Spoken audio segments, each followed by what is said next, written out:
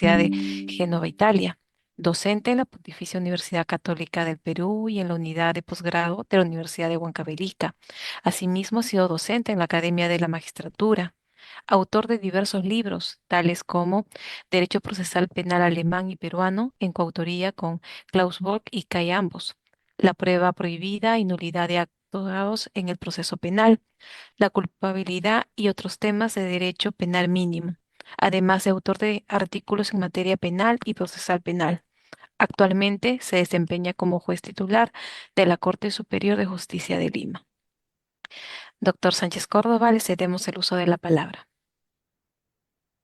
Muy bien, muchas gracias. Muy buenas noches con todos y todas. Muy agradecido de la invitación de la Academia de la Magistratura y pues de todo su equipo. Y vamos a empezar con la sesión del día de hoy. Para tal efecto, voy a presentar mis diapositivas.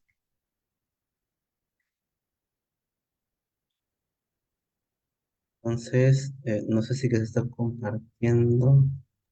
¿Sí se visualiza? Sí, se ven las diapositivas entonces. Sí. Muy bien.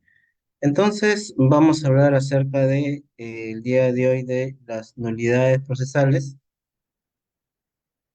Em, Como habrán escuchado, quien les habla es juez penal, así que mi marco de referencia va a ser el ámbito penal, pero como todos sabemos, el tema de la nulidad es un tema transversal que tiene pues los principios y conceptos fundamentales de aplicación a cualquier ámbito de de las ramas pues dentro de los procesos peruanos.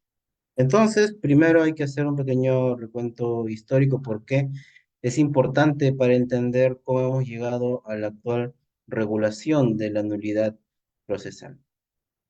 Podemos remontarnos a Roma, al procedimiento de las lex actionis, en el cual, pues, un solo error, un error hasta el más mínimo, podría llevar a anular la sentencia que debería, pues, generar la cosa juzgada. Recordemos de que el fin del proceso, o uno de los fines, es justamente ponerle coto, acabar con la controversia, llegar a la paz social, estableciendo, pues, una decisión justa. Pero en Roma, en este procedimiento, si es que, por ejemplo, se llevaba la audiencia en un día festivo, o sea, un día en el cual no se podía llevar ninguna diligencia, se anulaba. O si es que en los juramentos que tenían que realizar se equivocaban en alguno de ellos, en alguna palabra, se anulaba la sentencia. Entonces, es una es un formalismo bastante arraigado, muy fuerte, que vemos en este procedimiento de las leyes acciones. Y justamente es este el análisis o la base que tenemos que tener en cuenta para analizar las nulidades procesales. Es correcto que se anule una sentencia o un acto procesal por cualquier requisito que no se ha cumplido en la forma, y justamente a partir de ese cuestionamiento es que analizamos pues la problemática en la historia.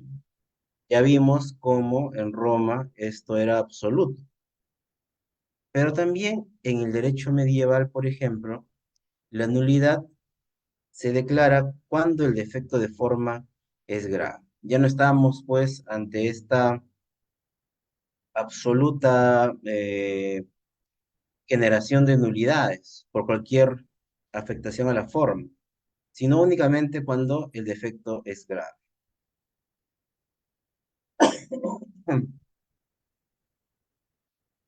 Pero luego tenemos también en Francia la Ordenanza Civil de 1667, en el cual también se le da una fuerte importancia a la forma, indicando pues de que los jueces en los actos procesales deben apegarse a las leyes establecidas so pena de nulidad de lo actuado, pues se indica de que la forma importa también el fondo, le dan una importancia pues similar. Pero esto varía con el Código de Napoleón, el Código Procesal Civil de 1806. Y entonces, ahí se dice que pese a vulnerarse alguna forma, el fondo podía llegar a prevalecer. Es decir, tiene que ser la, el vicio bastante grave. Y la doctrina, a partir de este código, diferencia entre formas sustanciales y accidentales. Y justamente son las formas sustanciales aquellas que generan de todas formas una nulidad, aunque la ley no lo preveyera. Por ello es que también la doctrina en esa época también enarbola la bandera del pas de nullité sans texte, es decir, de que no debe haber nulidad sin texto legal. Entonces, en vez de tener una diferencia entre formas sustanciales y formas accidentales, lo importante era que la nulidad esté en el texto de la ley. Si ustedes revisan su Código Procesal Civil y su Código Procesal Penal, verificarán pues de que se basan en este principio de legalidad. No hay nulidad sin que esté en el texto expreso de la ley. Lo que genera pues cierta seguridad jurídica porque el acto únicamente será nulo si es que está en el texto. No obstante, conjuntamente con ello, y en estas épocas también, existe un movimiento que le quiere quitar esta relevancia a la ley en materia de nulidades. ¿Por qué? Porque obviamente no todas las nulidades están en la ley y se cree pues de que en realidad lo importante en el tema de las nulidades procesales es el perjuicio que pueda causar a las partes. Esto está, pues, el principio de perjuicio en la Loi de Procedure Civil del Cantón de Ginebra. Y esto, pero un poco más desarrollado, lo podemos ver en el Código de Procesal Civil o Código de Procedimientos Civiles Italiano, el Códice di Procedure Civili, ¿no? Que señalaba la nulidad no puede ser pronunciada si es que ha cumplido con su finalidad. Entonces, este es un giro bien importante. ¿Por qué? Porque el centro de atención ya no está en la ley o únicamente en la ley, sino está en que el acto procesal cumpla su finalidad. Y este reconocimiento lo podemos ver pues en el Código Procesal Civil, en nuestro Código Procesal Civil de 1990. Entonces, con esto se supera esta clásica regla del pas de nullité sans texte, ¿no? Y se cambia y la doctrina pues avanza hacia una nulidad que pone el acento en la finalidad del acto procesal. Y esto se ve aún mucho más arraigado después de la Segunda Guerra Mundial, con el fenómeno del constitucionalismo. Ustedes recordarán pues que en esas épocas, a raíz de los crímenes cometidos por los nazis, los genocidios que habían pues, ¿no? Es de que se entiende de que el paradigma para el Estado de Derecho no solamente puede ser la ley, sino que tiene que ser la Constitución, porque guarda dentro de sí los valores más importantes de la sociedad. Es el contrato, pues, no social. en el cual todos los ciudadanos estamos inmersos. Y entonces, ahí, a partir de estos principios, de estos intereses, es de que ya no se analiza únicamente el interés de las partes, sino se tiene también muy claro de que cada acto procesal lleva implícito un resguardo de un derecho fundamental. Entonces, este reconocimiento de que cada acto lleva dentro de sí un derecho fundamental deja claro, pues, de que la forma, por la forma, no debe ser resguardada, sino es la forma porque protege un derecho. Y entonces señalan estos autores de que la forma responde a una finalidad práctica y sirve para resguardar estos derechos constitucionales. Entonces, de ahí la importancia, pues, de darle contenido a los actos procesales. Entonces, en esta línea señaló Binder de que si no está claro lo que deben proteger las formas procesales, entonces ellas protegerán la rutina, los ritmos de la burocracia judicial, como había ocurrido pues en Roma, ¿no?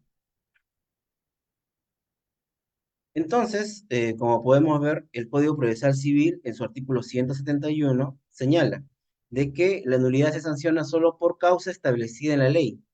Sin embargo, puede declararse cuando el acto procesal careciera de los requisitos indispensables para la obtención de su finalidad. Entonces, lo importante, incluso aún así no se respete, aún así no se respete la forma, es de que el acto obtenga su finalidad. Entonces, esto es algo de que debe quedar claro, porque es toda una evolución. Hemos visto de Roma, de un máximo formalismo, te va cambiando de paradigma, buscando pues los defectos graves, los defectos menos graves, luego se pasa por el paradigma de la ley y por último estamos en el paradigma de la finalidad, en conjunción obviamente con el resguardo de los derechos fundamentales. Entonces, no es la nulidad por la nulidad y tampoco es la única nulidad en base a la ley, sino es la nulidad para proteger algún derecho. Eso es lo importante. Pues bien, hasta acá hemos hablado así de forma muy genérica sobre las nulidades procesales sobre la base de su historia. Entonces corresponde adentrarnos un poco al objeto pues de la nulidad procesal.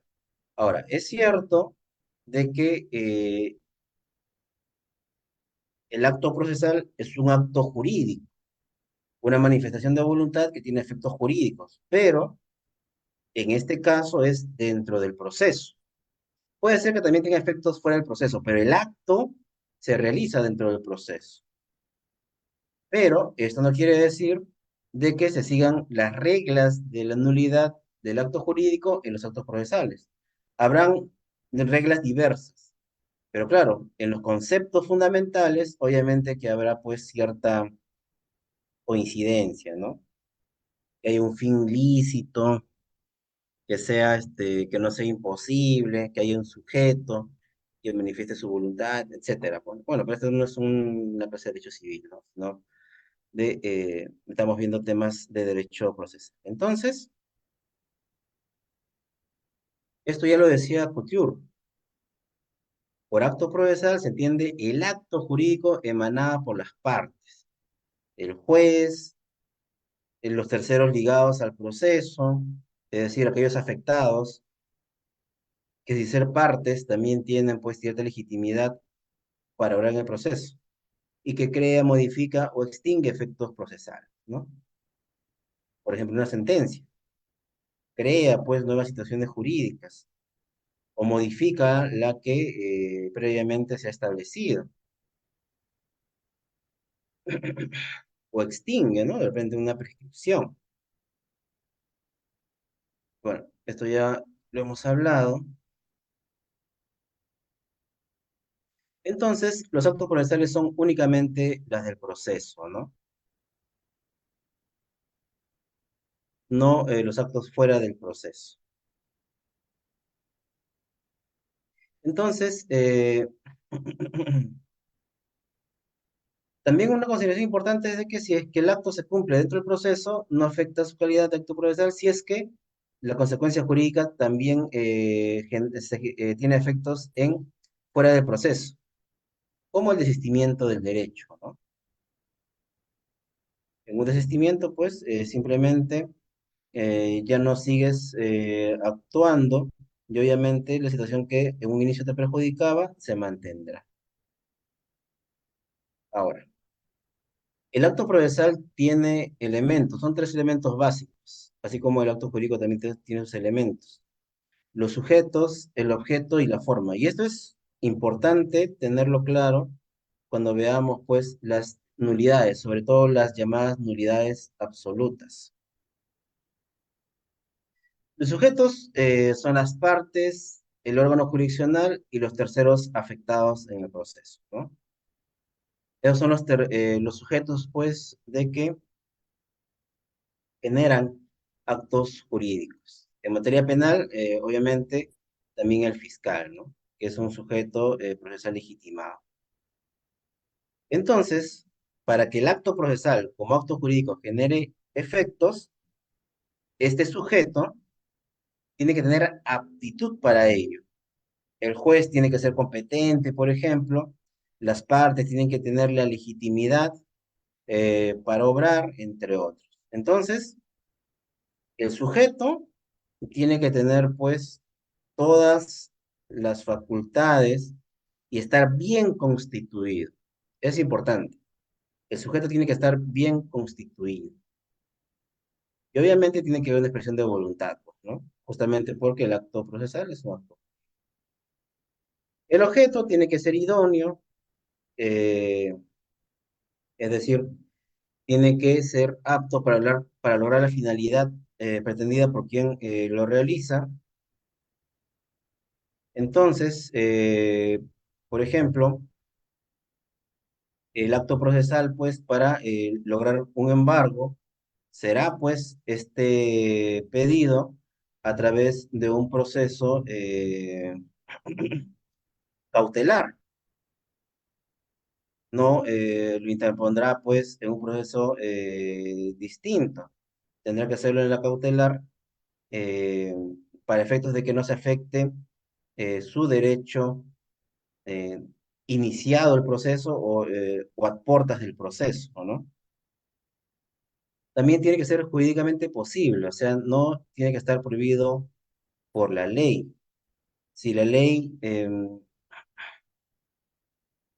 dice, pues, de que una persona se le puede imponer de 5 a 9 años, no se le puede imponer 20, porque sería jurídicamente imposible y sería un acto inválido, un acto nulo. Y dentro de esto, el acto procesal tiene una forma, ¿no? Que es cómo se exterioriza, cómo se materializa, pues, eh, los actos procesales, cómo se materializa este interés que uno tiene para lograr el objetivo dentro del proceso. Hay formas esenciales, formas no esenciales, eso es también importante, pero ahora ya, después de todo este prolegómeno, ya podemos entrar al tema de fondo. Ya sabiendo de qué va el tema de la nulidad de actuados a través de la historia, y sabiendo pues de que el objeto de todo esto es el acto procesal, lo que corresponde es ver este tema tan interesante de la nulidad de actuados o nulidad procesal. Si se quiere un concepto, se puede decir de que es una consecuencia de la actividad procesal irregular. Es una consecuencia. Es decir, este acto procesal que se ha realizado, algo le ha faltado. Un defecto en el sujeto, en el juez de repente, un defecto en el objeto, de repente no es lícito, o en la forma. de repente la forma dice de que se interpone a los 3 días y se ha interpuesto a los 5. O dice de que se requiere, pues, cierto poder y, no se, y se ha realizado el acto sin ese poder. Entonces, es una consecuencia de la actividad procesal irregular. Pero como es una consecuencia, alguien tiene que aplicarla. Entonces, se declara, esta consecuencia la declara el juez y inmediatamente anula, pues, los efectos del acto viciado. Entonces, acá hay elementos bien importantes. La nulidad en sí es una declaración del juez, un acto del juez, y pues que genera efectos. Es un efecto. Entonces, ¿es un efecto de qué? De un acto viciado. Entonces, lo que tiene que quedar claro es que hay un acto viciado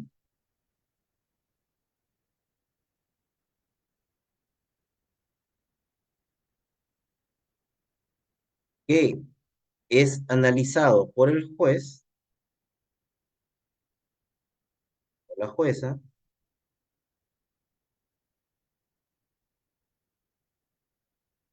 y este acto viciado genera pues la nulidad.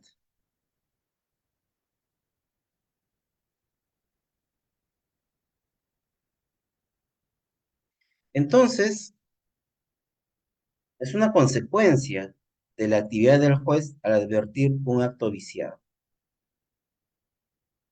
Entonces, lo nulo no es el acto, lo nulo son sus efectos del acto. El acto lo que es irregular o viciado. Entonces, tiene que quedar claro esta relación entre acto viciado, juez, y la consecuencia que es la nulidad. Voy a borrar esto.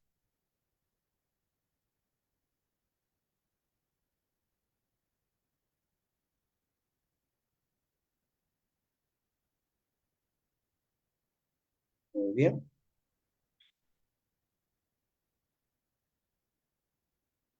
Dentro del tema de la nulidad, vamos a ver diversos principios, que los explicaré brevemente porque luego vamos a desarrollar algunos que son los de mayor utilidad. Entonces, por ejemplo, hay el principio de legalidad, que ya lo vimos pues en la época del Código de Napoleón, e implica que la nulidad únicamente puede ser realizada si es que está prevista en la ley. Pero frente a ella se tiene pues los principios de libertad de forma y finalidad. Y entonces, por la libertad de forma, lo importante para que el acto jurídico permanezca es de que el acto procesal permanezca, es que se cumpla la finalidad. Y esto, como les decía, es una excepción o va limitando la importancia del principio de legalidad. Y la finalidad se erige como un principio superior. Luego se tiene el principio de subsanación. ¿Qué te dice el principio de subsanación? Pero antes, el principio de subsanación está ligado con el de conservación. Y esto es importante de que lo tengamos en cuenta. El principio de conservación es probablemente el principio más importante en materia de nulidades. Y es justamente porque este principio lo que hace es determinar que se tienen que hacer todos los esfuerzos necesarios, se tiene que agotar todas las vías antes de declarar la nulidad. ¿Por qué? Porque existe Pues, para empezar, la presunción de la legalidad de los actos realizados en el proceso. Y para romper esa presunción, obviamente hay que analizar muy detalladamente el pedido de nulidad. Entonces, el primer principio que uno tiene que tener en cuenta al momento de analizar una nulidad es el de conservación. Y este nos dice que hay que conservar el acto procesal, a menos pues de que efectivamente exista esta vulneración, exista esta nulidad. Y como manifestación de este principio de conservación, se tienen pues los principios de subsanación, perjuicio, convalidación e incluso el de proporcionalidad. ¿Por qué? Porque estos otros principios lo que hacen es servir al de conservación. El de subsanación lo que buscará es, mediante un acto posterior, resguardar, limpiar, corregir, en simples palabras, subsanar lo que hizo mal, pues, eh, la parte en el acto procesal. Tratar de justificarlo, de cambiarlo, corregir. Mediante el principio de convalidación, se establecen reglas por las cuales el acto, pese a no cumplir con las formalidades de ley, pues ya ha quedado asentado en el proceso y no hay razón para expulsarlo. Son razones, son razonamientos, actos que hacen de que el acto se mantenga, pese pues a la irregularidad. El principio de perjuicio te dice de que si es que el acto irregular no genera ningún perjuicio, debe quedar como está. Es una manifestación también de la trascendencia, ¿no? Si ese error es tan pequeño que es intrascendente, entonces debe quedarse. No tiene por qué irse. Solamente un error grave, pues, podría generar una nulidad. Y la proporcionalidad lo que señala es de que al momento de declarar la nulidad, tiene que analizarse, pues, si es proporcional con el acto, eh, con el derecho que se podría estar vulnerando. Si es que no hay, pues, vías alternativas, como la subsanación o la convalidación u otro, que pudiera servir para que se quede la. Entonces, estos principios van a funcionar así dentro de la nulidad. Pero entonces, ¿cuándo un acto es nulo? Para esto hay que recurrir a lo que dice la doctrina. Y la doctrina y los códigos, por ejemplo, el Código Procesal Penal es muy claro al diferenciar nulidad absoluta y nulidad relativa.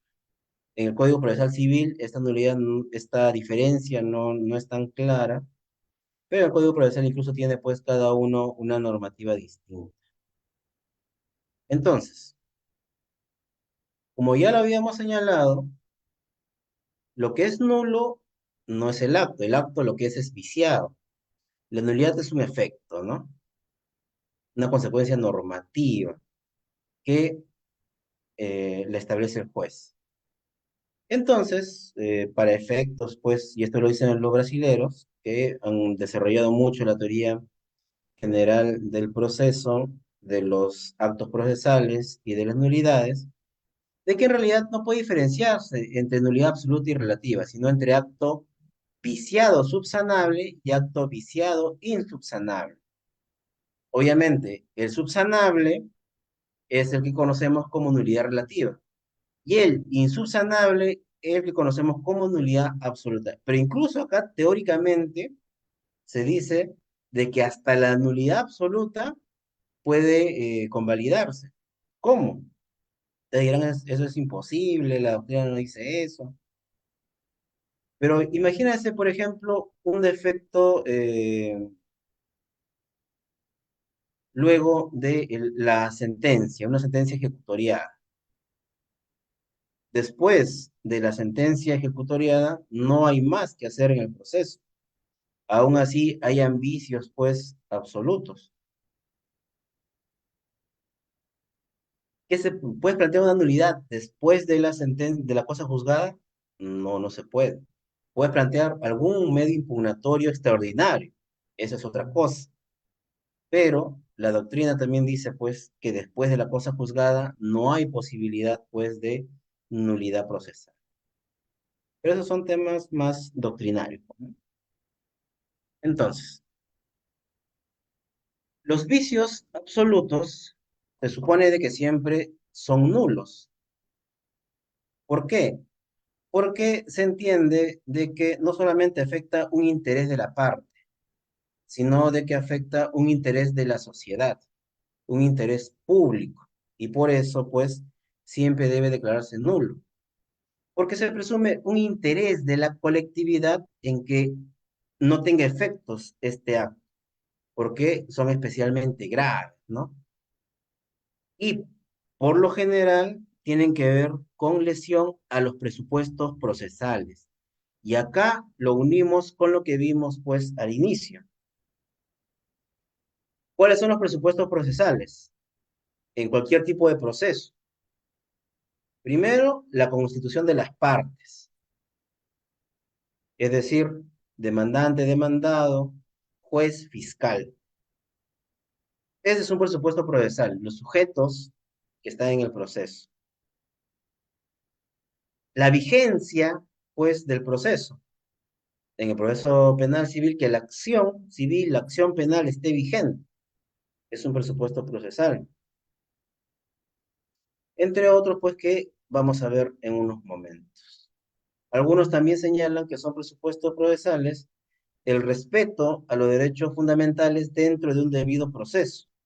El debido proceso entendido como un presupuesto procesal básico, ¿no? Como es tan importante esta nulidad absoluta o vicios absolutos, entonces incluso el juez de oficio puede declararlos. Nadie se dio cuenta de esto, pero el juez, que es muy versado, todos saben pues de que son lo máximo, y se dio cuenta y lo declara de oficio.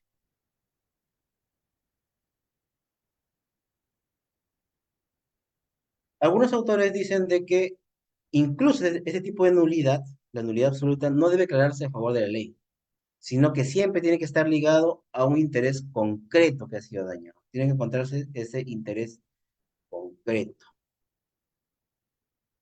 Entonces, ¿cuáles son estos vicios? Se señala que son la intervención, asistencia y representación de las partes. Si no están todas las partes necesarias, hay un vicio absoluto, ¿no? Y que no se cumplen las reglas de los liticonsortes, por ejemplo, si es que no se han acumulado adecuadamente los procesos, si es que la representación está defectuosa, ¿no? No existe, pues, el poder o el poder no está dado adecuadamente, o también se señala, tiene que ver con el nombramiento, capacidad y constitución de jueces o salas. Es decir, tienen que estar nombrados, pues, por el órgano correspondiente, en nuestro caso por la Junta Nacional de Justicia, tienen que tener la capacidad, o sea, tienen de que tener, pues, la posibilidad de manifestar su voluntad en ese momento, y tienen que tener una constitución, la competencia, las normas de actuación que regulan su actividad. Si falta algo de esto, entonces, como se dice, es nulo de pleno derecho. O, en todo caso, es una nulidad, pues, que se puede declarar de oficio, al tener un vicio insubsanable, una nulidad absoluta, como se le llamaba. También a la promoción de la acción, como les decía, si es que está, pues, si es que la acción no está vigente, obviamente no hay proceso que pueda seguir adelante. Entonces, la acción tiene que estar vigente. Y la inobservancia del contenido esencial de los derechos y garantías previstos por la Constitución por efecto del debido proceso. Entonces se entiende de que los derechos más importantes, es decir, el núcleo sustancial, el núcleo fundamental del derecho fundamental, el contenido esencial del derecho fundamental tiene que haber sido vulnerado. Por ello, pues, de que ocurre muchas veces que los litigantes tienen problemas al momento de plantear la nulidad. ¿Por qué? Porque dicen, sí, señor juez, hemos planteado una nulidad absoluta de todo esto, y esto tiene que volver a foja cero, como era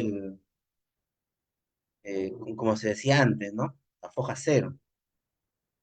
Pero ni siquiera te dicen si que se ha vulnerado el contenido esencial de ese derecho fundamental que supuestamente se ha afectado. En esas condiciones, ¿cómo puedes tú, pues, declarar la nulidad de algo? Entonces, es bien importante tener claro que si es que se va a plantear una nulidad o se va a declarar la nulidad, tiene que ser por estos requisitos, ¿no? Los presupuestos procesales del proceso. Aquello, pues, que le da vida, que le da forma al proceso, sin lo cual no existe el proceso.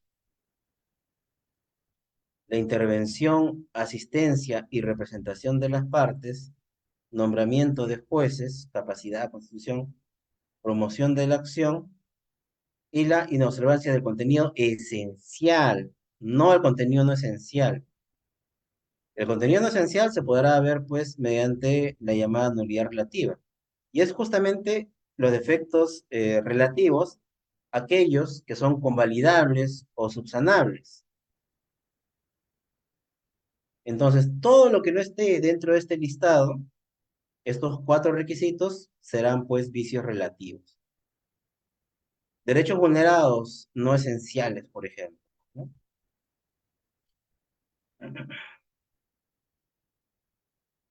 Estos elementos lo podemos ver acá en el artículo 150 del Código Procesal Penal. No he visto una norma similar en el Código Procesal. Ahora, los vicios relativos.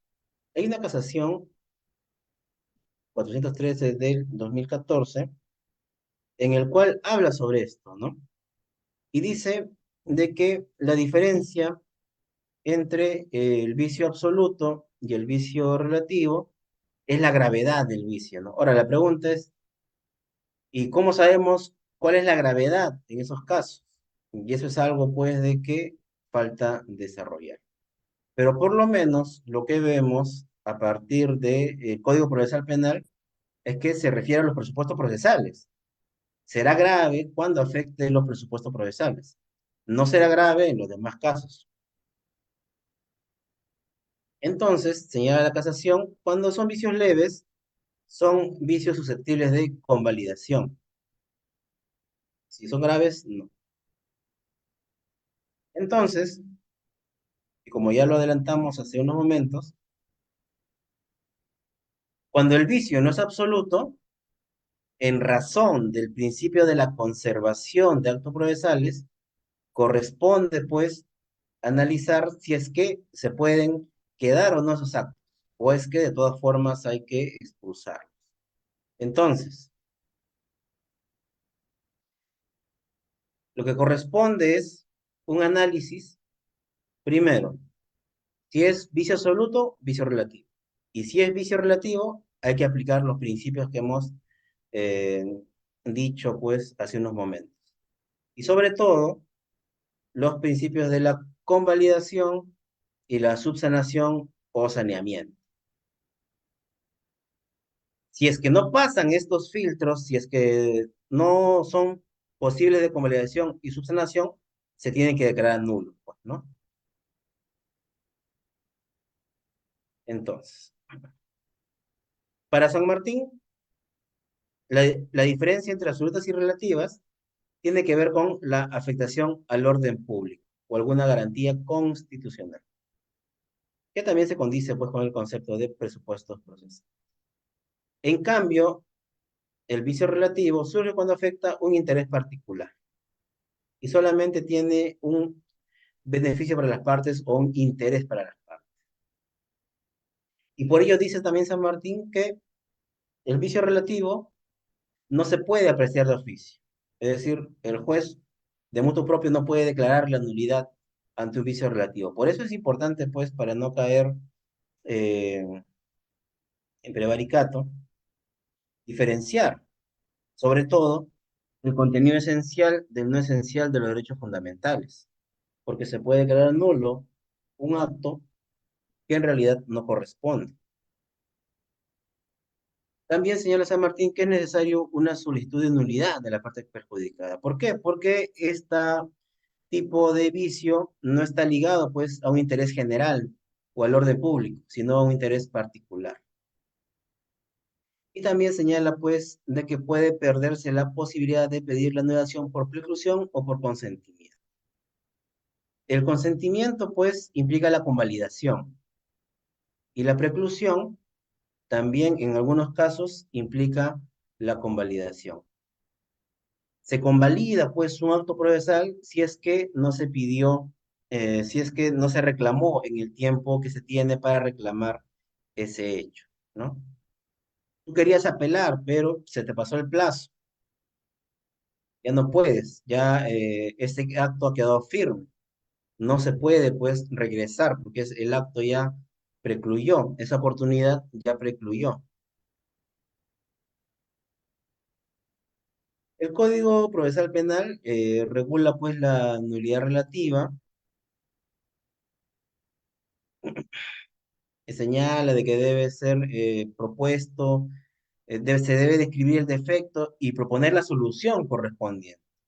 Y ahí justamente lo que hace pues el código es poner en manos de las partes el posible saneamiento, porque si que te dice que tienes que proponer la solución es porque lo que le estás diciendo al juez es que hay que sanear ese acto.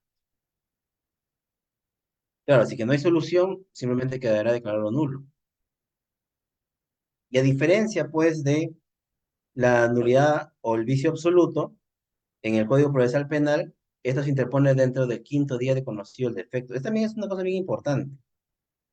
Si es que se plantea una nulidad y esta nulidad no es de un vicio absoluto, sino de uno relativo, hay que declararlo improcedente si es que se interpone después del quinto día. Y acá, en la normativa del Código Procesal Penal, hay pues algunas reglas de convalidación tácita, ¿no? Dice, la nulidad no podrá ser alegada por quien la haya ocasionado. Este es el principio de venire contra el factum propio.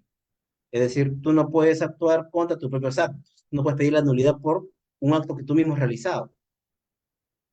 Haya concurrido a causarla o no tenga interés en el cumplimiento de la disposición vulnerada. O sea, cuando no causa perjuicio.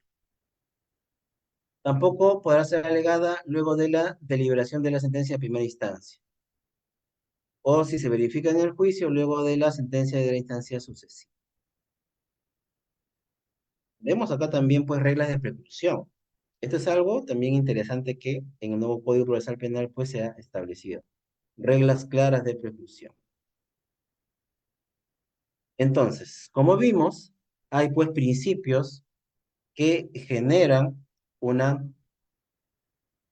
eh, protección del principio de conservación del acto procesal. El primero de ellos es la convalidación, que es la inexistencia del perjuicio cuando la persona que debiera ser afectada ha realizado actos que demuestran que en realidad no ha sido afectada. Entonces, la convalidación es una manifestación de voluntad expresa o tácita. O sea, puede ser expresa o puede ser tácita. Puede ser que uno mismo diga, no, me renuncio pues a plantear la nulidad o a cuestionarla y sigamos con el trámite. De repente no me notificaron y yo llego a la audiencia porque me enteré ese día en el juzgado y digo, no, yo quiero llevar adelante la audiencia. Es expresa mi manifestación. Ya estoy acá y vamos a llevar adelante la audiencia porque yo tengo interés en que se resuelva el caso, pues, ¿no? La Corte Suprema ha señalado que la convalidación indica que su naturaleza esencial recae en el principio de iniciativa de parte. y que el órgano jurisdiccional no puede sustituirse en el lugar de una de ellas y anular actos procesales que han sido consentidas por ésta. Como se ve, pues, hay que tener siempre claro cuándo la nulidad es relativa o absoluta, porque si no se puede estar sustituyendo a las partes. La doctrina también ha hecho una clasificación de la convalidación en una convalidación tácita, una convalidación legal y una convalidación judicial. La convalidación tácita cuando la parte pues no realiza su pedido en la primera oportunidad para hacerlo.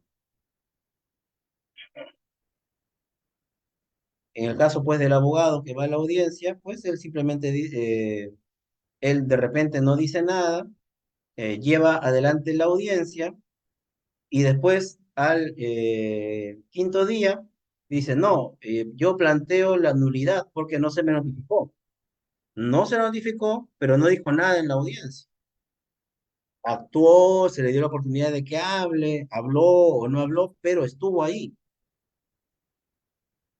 Con el hecho de estar en la audiencia, ya convalida, pues, el hecho de que no se le haya notificado adecuadamente. Con eso convalida.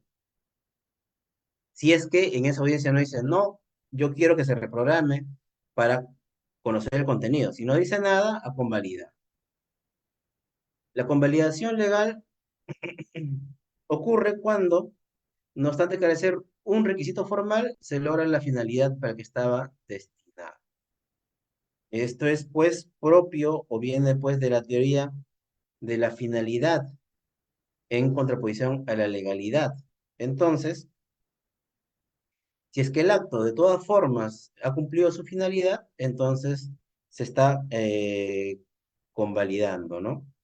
De repente,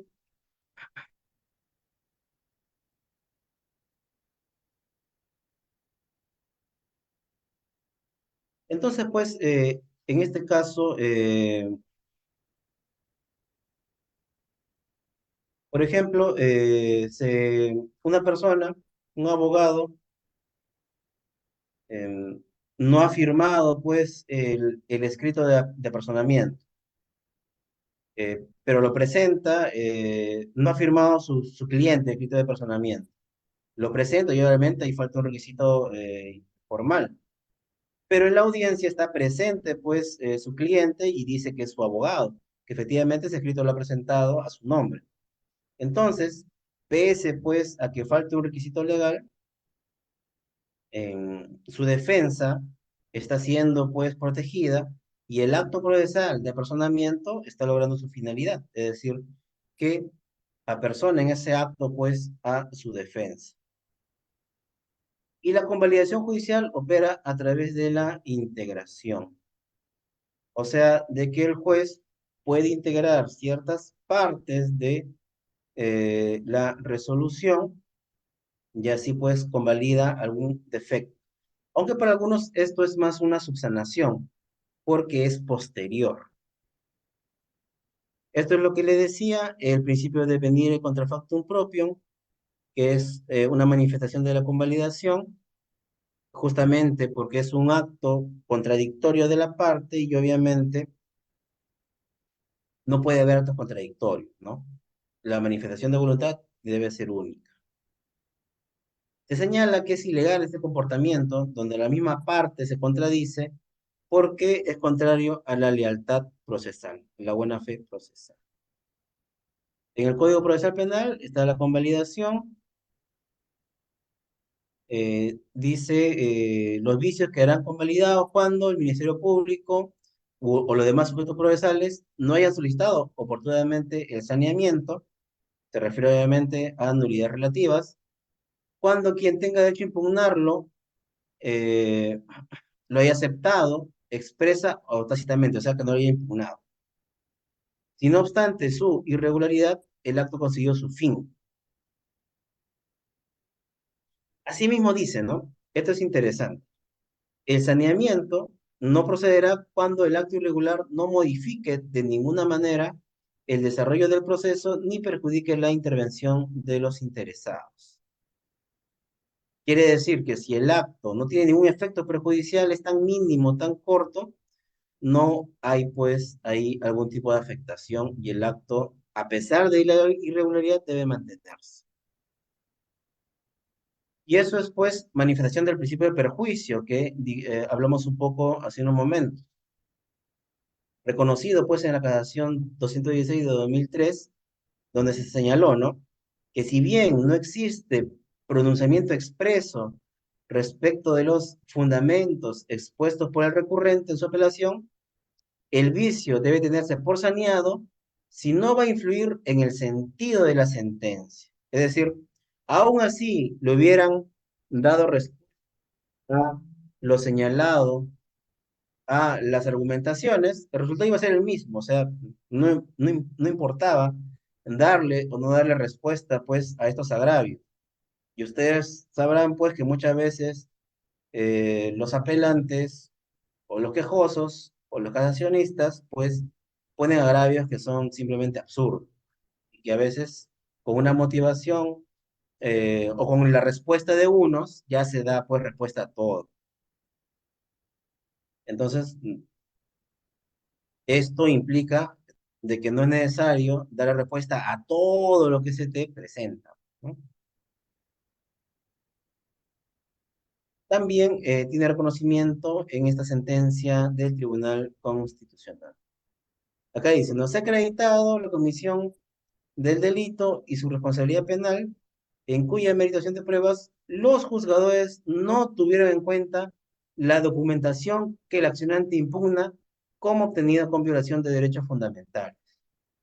O sea,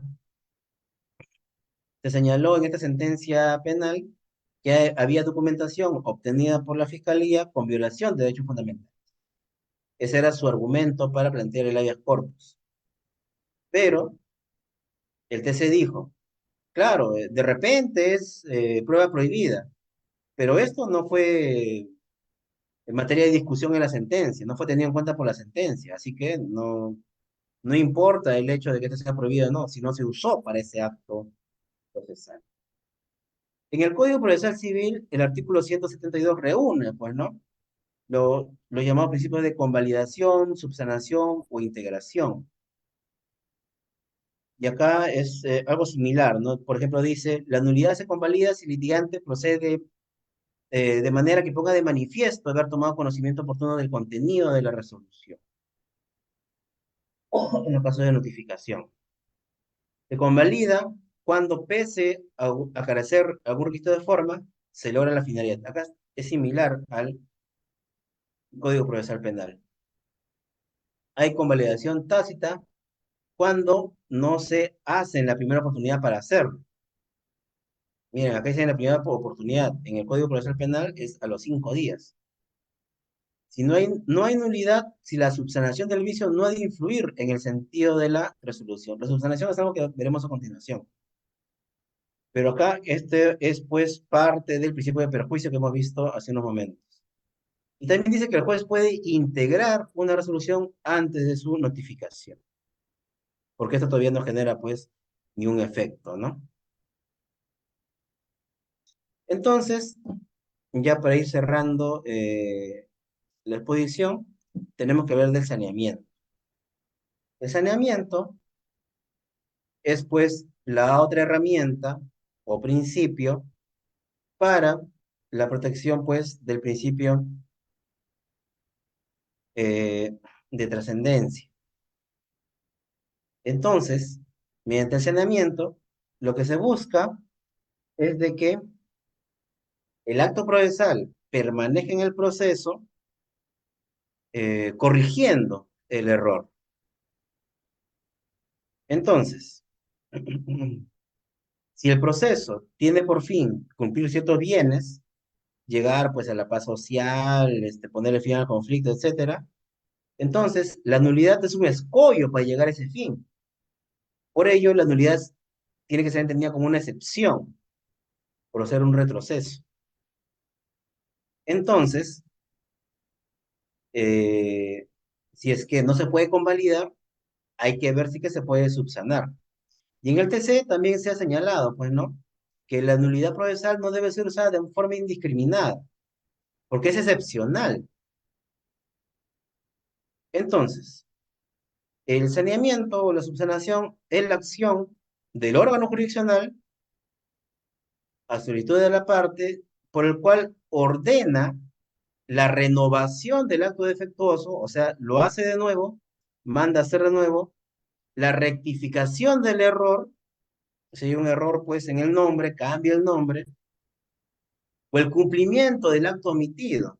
De repente en la resolución se omitió pues señalar la reparación civil. Entonces se subsana integrándolo pues o estableciendo nuevamente esta parte para evitar ulteriores nulidades. Entonces, se renueva, se rectifica o se cumple el acto omitido. Hay un caso bien interesante, pero ya es en materia probatoria.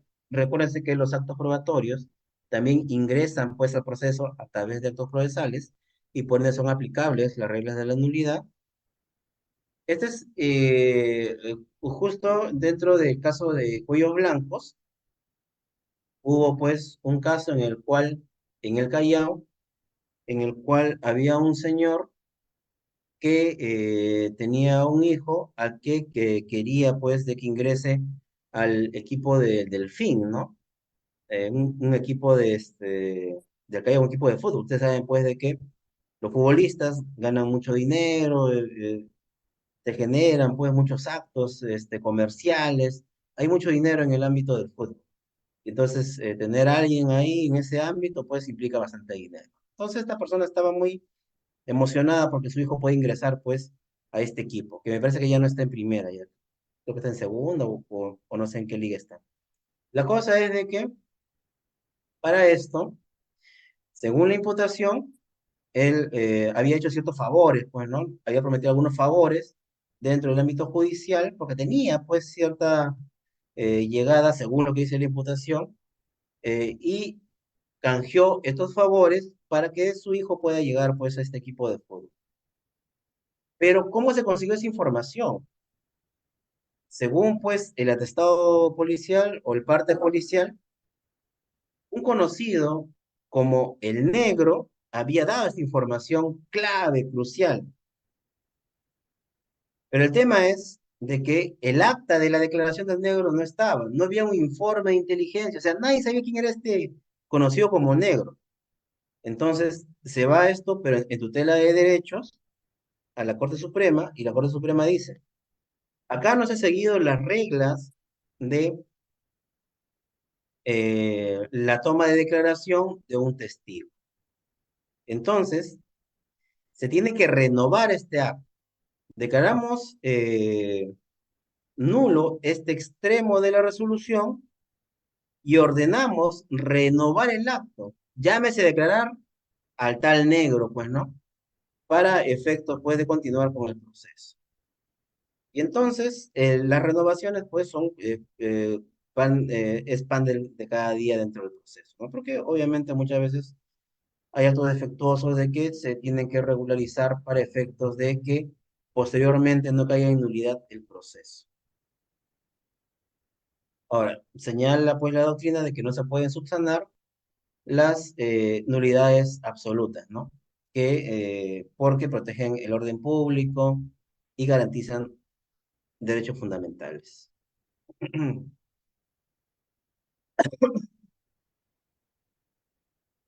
Entonces, ahí tenemos pues varios actos que pueden ser renovados, cumplidos. Para San Martín, la omisión es un acto típico de saneamiento, pues se cumple pues lo que no se había hecho, ¿no?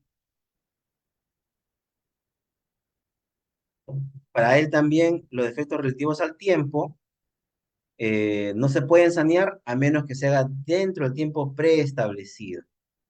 Obviamente, esto se refiere sobre todo a los recursos, ¿no? Si no planteas el recurso en tiempo y forma, pues simplemente es inadmisible.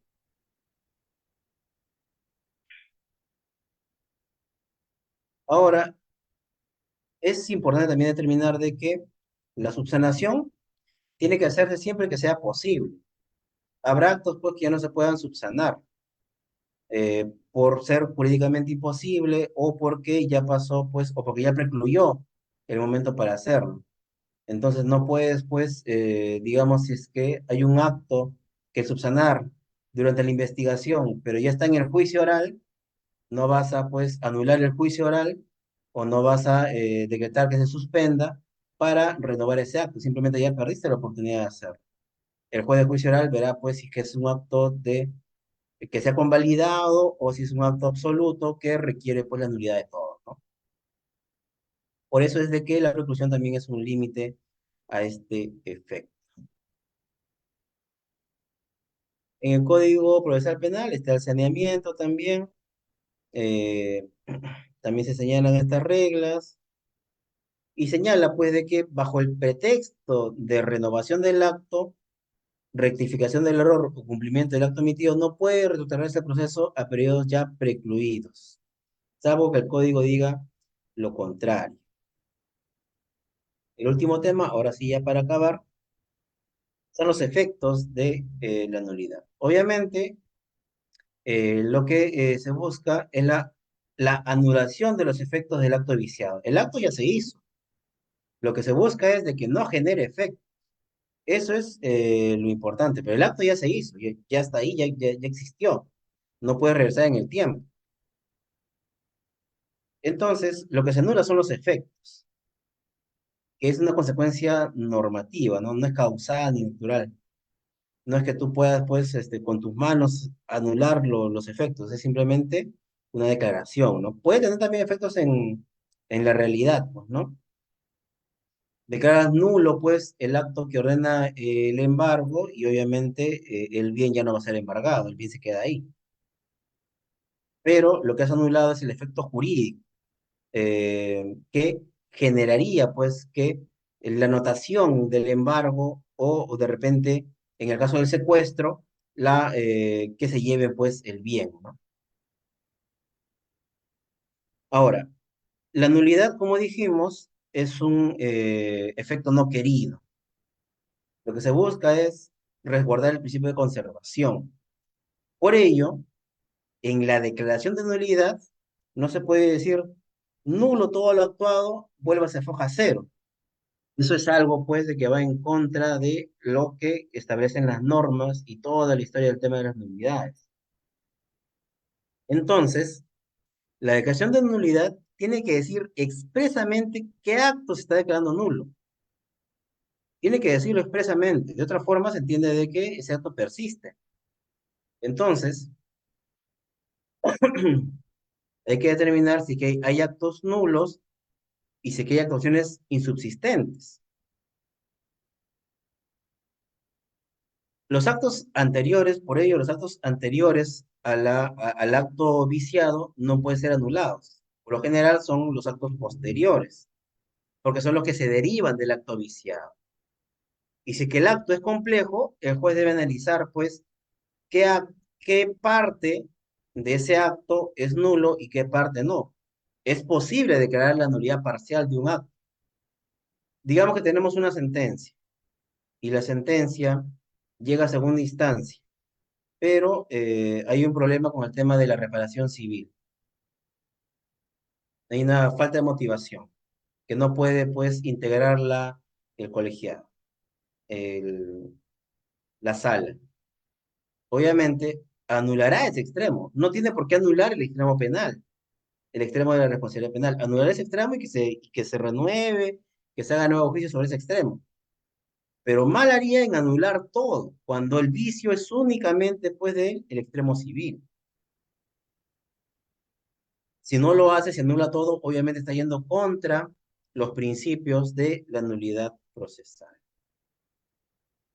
Esta es la normativa penal. Yo les agradezco mucho la paciencia en un viernes para poder analizar este tipo de temas y estoy acá presto para las preguntas a que hubiera lugar. Agradecemos la exposición del doctor Juan Humberto Sánchez Córdoba e invitamos a los participantes para que puedan formular sus preguntas. En la parte inferior hay un ítem que es para levantar la mano. Los que deseen formular alguna pregunta, por favor presionen ese ítem a fin de poder darles la opción de hablar.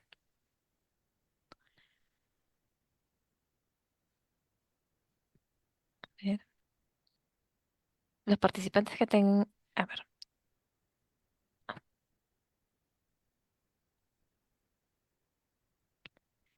Jorge Luis Vázquez. Sí, buenas noches. Bueno, ¿Se me escucha? Sí, Doctor, muchas gracias. Interesante la conferencia. Doctor, ya que usted ha tocado temas penales, doctor, si nos podría hacer una diferencia, sencilla, ¿no? Respecto a la diferencia entre la tutela de derechos que también ejerce o tiene efectos nullificantes con la nulidad propiamente en materia penal.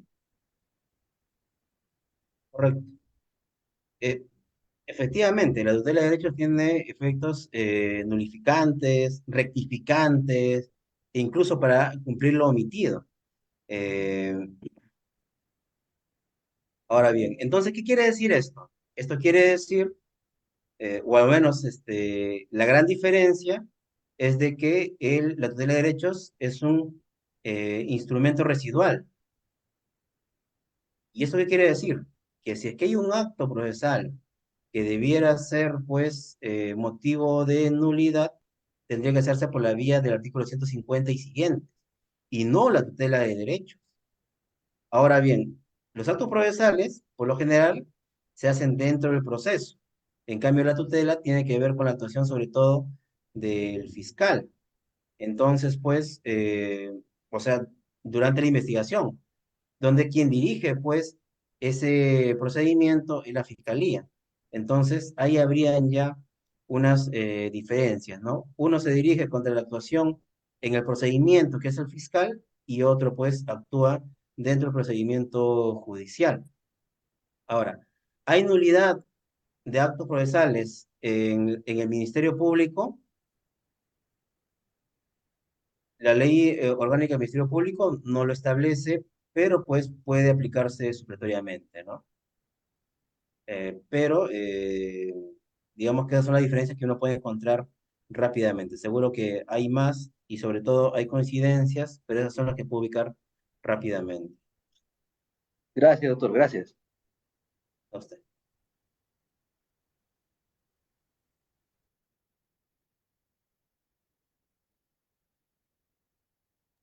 Giovanni Bueno.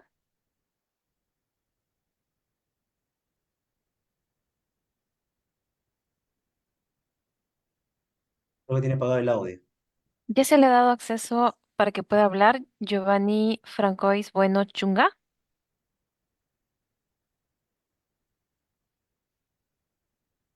Parece que tiene apagado el audio. Mm, no, parece que tiene problemas con él. Está aquí, ingresa otra vez, pero parece que tiene problemas con el audio. Ahora Bueno, sí, buenas noches, ¿me logra ahora sí. escuchar? Sí, Muchas gracias. Disculpe, Bueno, tiene un inconveniente con el audio, me he tenido que conectar a otro dispositivo. Eh, Doctor, buenas noches. En primer lugar, para felicitarlos, ha sido una muy buena ponencia y sobre todo para mí que también estoy en el ámbito penal. Y usted ha arribado mucho sobre ese tema. Y mi pregunta es, respecto a la nulidad, por ejemplo, de un proceso penal de un ciudadano extranjero que también se le está procesando en Perú, si es que éste logra ser absuelto en su país de origen por un delito, digamos que también está siendo procesado aquí en Perú, ¿tendría alguna repercusión? ¿Podría haber una nulidad del juicio, de la investigación? ¿Se podría dar ese caso? bueno, ahí lo que se aplica son las normas del derecho internacional, ¿no? Entonces, en principio, el tratado, ¿no? Y por lo general, los tratados entre países en materia penal señalan pues de que no es posible la extradición para un juzgamiento o para una condena si es que ya existe una sentencia sobre el mismo hecho, pues, ¿no? Una sentencia en ese país, en el otro país. Entonces, porque ahí se tiene que ejecutar, sea absolutoria o sea condenatoria. Entonces, si pese a ello se llegara a condenar pues en nuestro país y pues llegar a esta sentencia, habría pues una contradicción, pues, ¿no? Pero ahí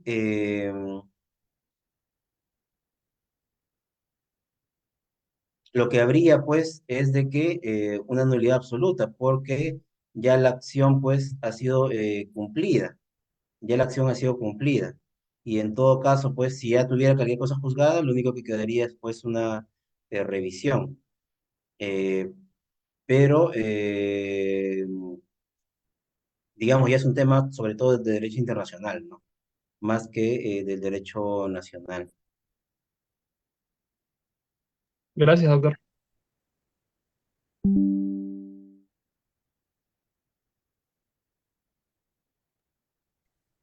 Reiteramos nuestro agradecimiento al doctor Juan Humberto Sánchez Córdoba por su exposición.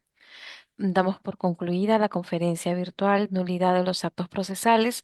Se les hace recordar a los participantes que deben marcar su registro de salida a través del sistema de gestión académica.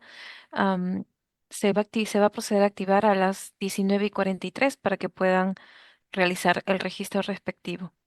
Muchas gracias a todos los presentes. Muchas gracias, doctor Sánchez Córdoba.